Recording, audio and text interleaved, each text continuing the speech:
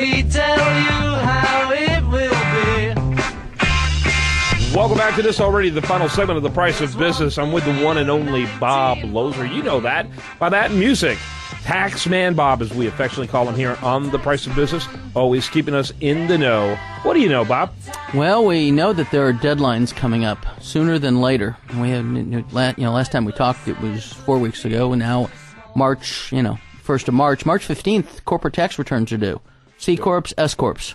You file extension if you'd like, but if there is tax due with any of it, you need to make sure that 100% of the year before's taxes are paid, or 90% of the tax due for the last year, 2013, are paid, or you may be assessed some penalties. Or be prepared to send your firstborn child, right? Yeah, right. absolutely. And if you don't like that firstborn child, or they're in college and entering their 6th or 7th year, you might send the child away anyway. Anyway, yeah. By the way, we need to add wah, wah, wah, wah to our music. So when he made that announcement, that would be a good addition to have. So let me ask you then.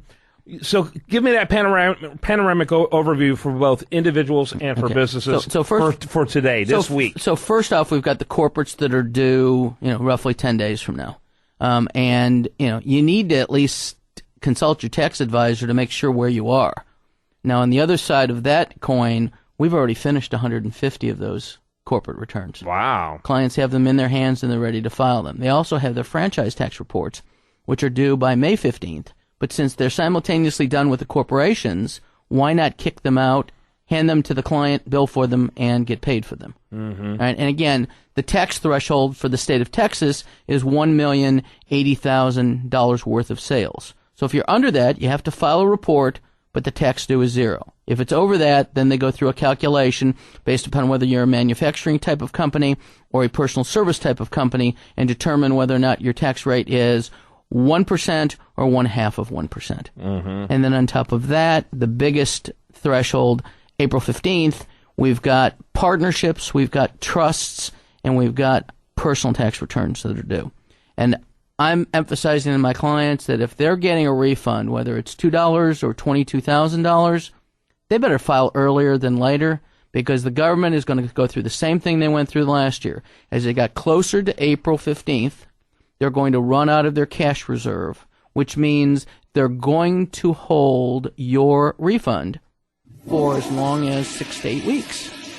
All right, until that's the sound of your money being flushed down the toilet. Because listen to the logic. If I file a return today and I'm supposed to get $12,000 back, and you owe $12,000, and you're not going to pay it until April 14th by certified mail, they get it on the 15th. They don't cash it until the 18th or 20th. Then they sit there and admire, saying, look at the surplus we've got in our bank account for the time being, and then 6 to 8 weeks later, you get your refund. Okay, that happened last year. Yeah. After the fiscal cliff and everything else, everything will be fine. File your return, you'll get your refund. No, you could even file e-file. Okay, and where it took supposedly 3 days, it was taking 5, 7, 8 days, because they were holding your money. Yep. And same thing holds true here. And the same thing, if you owe tax, you need to make a sincere calculation that you've paid in enough by April 15th, or they will penalize you the 6% interest after that date, and they will penalize you up to 10% for not having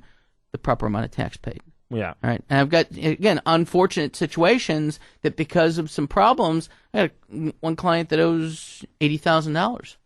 And he says, well, what do I need to do? And I said, you need to find a way to pay it by April 15th. I said, because on April 16th, you owe 0.5 of 1% for the month of April and May. You will owe possibly 10% penalty on $80,000, which is $8,000. Wow. Okay. So if you have to dig it up from your relatives and your sisters and your brothers and Annie M and Toto too, it's almost better to get it from the guy with the crowbar in his jacket. Correct, except he charges 2% per day. Oh, dang!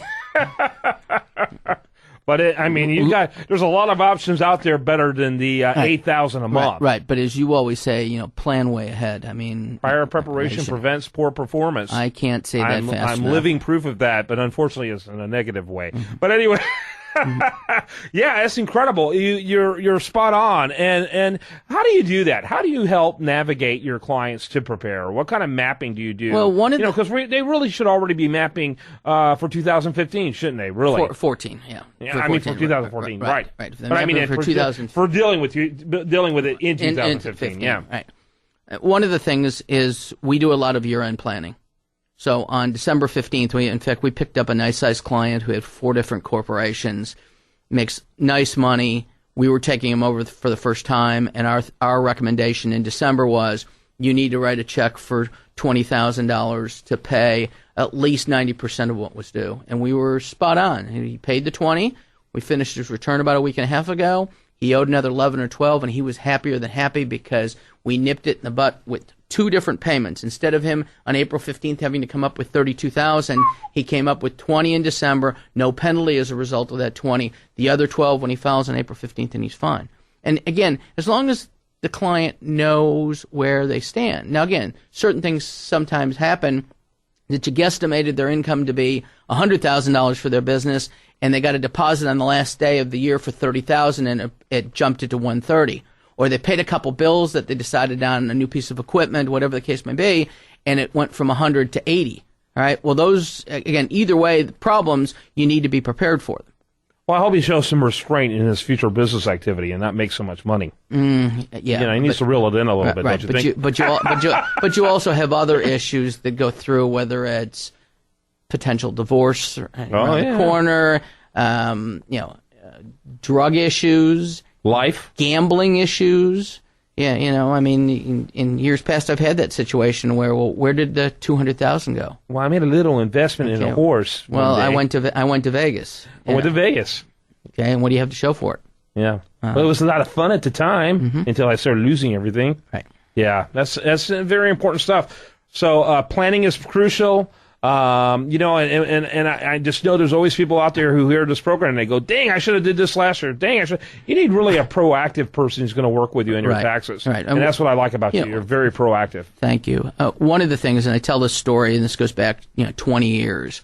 I had a client who decided that he was going out to Vegas for a blackjack tournament.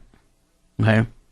And he took $100,000 out of his IRA, figuring he was going to have it back in 5 to 7 days. And when you take it out, you actually have He really thought he was going to at least break even? Correct. 45-day window to take something out and put it back in without a penalty. Right.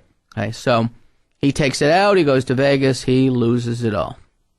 Figures I'm not going to know. But what I had asked him in December was, do we need to sit down and go over some planning just so that nothing pops up? And he goes, no, I really don't need to pay you your $150 an hour at the time or whatever it was. It'd be a waste of my money. I said, okay, and I noted it in the file. Waste of my money, no tax planning. All right, so February 15th comes around, he gets a 1099 from Merrill Lynch, and the Merrill Lynch statement says, amount of withdrawal from IRA, $100,000. So I give him a call, and I say, hey, Bill, what's going on here? $100,000. And you hear dead silence on the other end. I said, how do you know about that? And I said, because Merrill Lynch is required by law to report anything that comes out that wasn't paid back in within 45 days. And you hear, oh, blah, blah, blankety blank. I said, what's that going to do to me? I said, well, you told me in a note here on December 8th, don't need no stinking tax planning, boss. Yeah. Well, that's what we didn't do. You owe $39,000 now, and you hear, literally a pin drop. Wow. And I said, and then an additional 10% penalty because you didn't have it paid by January 15th last due. And it's going to grow every month, right? And then it grows 0.5% a month in interest. So, he had to pay it, but he had to go then take out more money out of his retirement in the current year to pay for last year's mistake. And it's just a ball that keeps rolling downhill. Oh, my. This is why you got to make plans. Taxmanbob at pdq.net. That's how you reach Bob Loeser. Taxmanbob at pdq.net. Your number? 713-953-1272. One more time. 713-953-1272. Operators are standing by. There you go. Bob Loeser is always fun and entertaining. You can see why. He's one of the longest-running contributors on this program. You can see why. Great job. Good to see you again. Good to see you, buddy, and look forward to seeing you soon. Glad we could have you for an extra segment. I'm always looking for those opportunities. Glad we could do that today. All right, great show today. Loved being with you. I look forward to being with you tomorrow right here on this great station.